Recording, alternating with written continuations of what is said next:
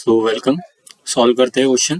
क्या दे रखा है उन्होंने, in a test to determine the crushing characteristic of a polystyrene packing material a steel cone of mass m is dropped so that it falls resistance h and then penetrates the material। तो क्या दे रखा है उन्होंने कि ये जो polystyrene material है उसकी क्रशिंग कैरेक्टरिस्टिक डिटरमाइन करने के लिए एक कोन इंडेंटर यूज किया है। वो एच डिस्टेंस से फॉल कर रहा है वहां पर और बाद में पेनिट्रेट कर रहा है। ठीक है। The resistance of a polystyrene to penetration depends on the cross section area of a penetrating object। तो जब ये मटेरियल पेनिट्रेट करेगा, मतलब ये खून पेनिट्रेट करेगा इस मटेरियल के अंदर, तो ये मटेरियल कुछ रेजिस्टेंस ऑफर करेगा।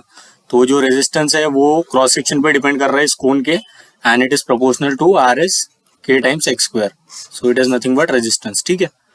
तो if the cone come to rest at X equal to D, so at surface it is having, that is at X equal to 0, it is having some velocity, say v,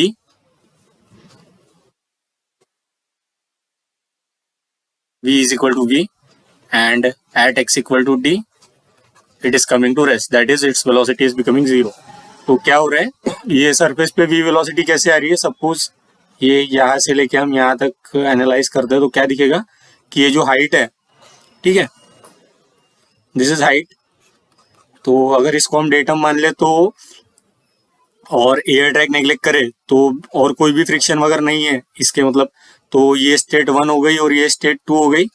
तो इसके बीच में अगर हम energy equation लगाएंगे तो क्या दिखेगा हमें, जो पोटेंशियल एनर्जी है कोन की वो 2 तक आते आते काइनेटिक एनर्जी में कन्वर्ट हो गई, अगर 2 हम डेटा मान रहे हैं तो that is energy at 1 is equal to energy at 2। So energy is nothing but potential energy at 1 kinetic energy at 1 is equal to potential energy at 2 kinetic energy at 2 from work energy equation. ठीक है ना। कोई भी other, मतलब ये conservative force field है, that is gravity है बस, और कोई भी फोर्सेस प्रेजेंट नहीं है ग्रेविटी के अलावा, तो इनिशियल और फाइनल एनर्जी बराबर होगी like this from energy equation. तो u1 is nothing but mgh, and rest से ड्रॉप किया, मतलब इनिशियली उसको ड्रॉप किया तो इनिशियल वेलोसिटी क्या होगी उसकी 0, एंड फाइनली ये डेटम है तो mgz, तो z की वैल्यू आएगी 0, and it is mv square by 2। Why, because at the surface velocity is v, दे रखा है ना हमने एट x इक्वल टू 0। और एक और बात, x is measured from the surface of polystyrene material. ठीक है। तो यहाँ से क्या आ जाएगा इक्वेशन हमारा, v square by 2 is equal to g times h। तो ये आ गई हमारी velocity in terms of height. तो वर्क एनर्जी इक्वेशन लगा दिया हमने, तो वहां से हमें निकल गई वेलोसिटी। अब हम लगाएंगे Newton's law for what we say indenter. तो कैसा आएगा वो, मतलब इंडेंट करने के बाद हम न्यूटन्स लॉ लगा रहे हैं eight any arbitrary distance x। तो सबसे पहले तो उसका वेट आएगा इंडेंटर का, दैट इज mg, एंड जो रेजिस्टेंस आएगा, resistance is nothing but equal to K x square at any arbitrary distance x। और ये एक्सेलरेशन की डायरेक्शन क्या होगी, डिस्प्लेसमेंट के डायरेक्शन में, दैट इज जहाँ से हमने कोऑर्डिनेट मेजर करना चालू किया, that is at x equal to 0, मतलब x इक्वल टू 0 कहाँ पे, हमारा डेटम कहाँ पे x मेजर करने का, एट द सरफेस। तो ये पॉजिटिव डायरेक्शन मान लेते हैं हम एक ही, तो इस डायरेक्शन में हम फोर्स लगाएंगे, that is sorry Newton's law लगाएंगे तो क्या आएगा, summation F X is equal to M time A X. तो summation F X is nothing but M G minus K x square is equal to M A X is nothing but D V by D T.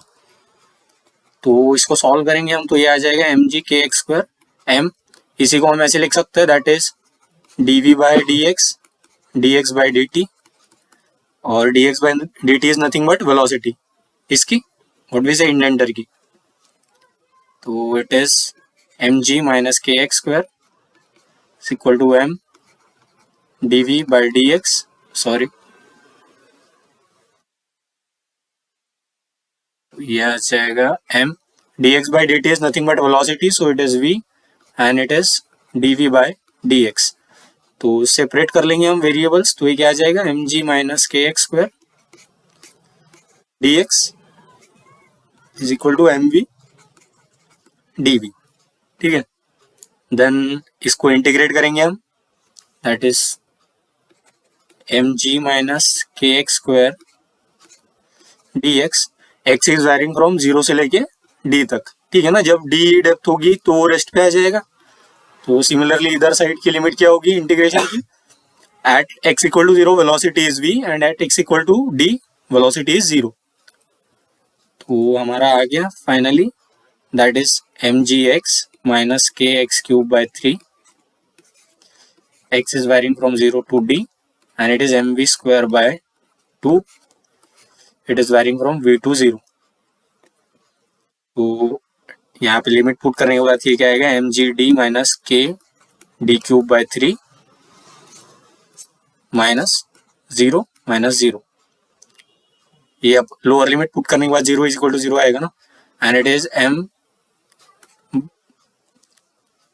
और इधर side limit put करने के बाद क्या आ जाएगा, upper limit put करेंगे तो 0 आएगा, लोअर लिमिट पुट करेंगे तो minus M we square by 2 आएगा। तो ये क्या हो जाएगा हमारे equation, that is M G D minus K D cube by 3 is equal to minus M we square by 2, that is K D cube by 3, इसको इधर ले गए, इसको इधर लेके आ गए, तो it is M G d plus m we square by 2। और हमने एनर्जी इक्वेशन से वेलोसिटी निकाल रखी है, दैट इज क्या आई थी हमारी velocity, it is v square by 2 is equal to g h. ठीक है, तो it is M G d and m we square by 2 is nothing but g h.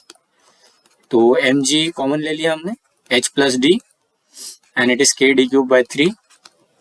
तो के की वैल्यू आ जाएगी हमारी 3mg by d cube and h plus d. तो this is the correct answer. तो ये दो चीजें यहाँ से सीखने मिली इस प्रॉब्लम से। पहला है energy equation, conservative force field रहा तो कैसे एनर्जी इक्वेशन अप्लाई करते हैं, that is in the absence of any other force other than gravity. और स्प्रिंग वाला भी रहता तो वो भी हम इस इक्वेशन को ऐसे लिख सकते थे, एनर्जी इक्वेशन को, that is initial energy is equal to final energy, और वहां पे आता potential plus that is potential energy, that is gravitational potential energy, spring potential energy at state 1, kinetic energy at state 1 is equal to gravitational at state 2, spring potential energy at state 2 और kinetic energy at state 2। तो अगर spring force और gravity force ये दो ही force present है तो energy equation को कुछ हम इस तरीके से लिख सकते हैं। तो हमें ये वाला यूज करना आ गया, और सेकंड चीज यहाँ से क्लियर हो गई, न्यूटन्स लॉ यूज करना। तो वो दोनों चीजें यूज करने के बाद और दोनों को कंबाइन करने के बाद हमारा व्हाट वी से कांस्टेंट के की वैल्यू कुछ इस तरीके से आती है। सो इसका आंसर निकाल दिया हमने, एंड थैंक्स फॉर वॉचिंग।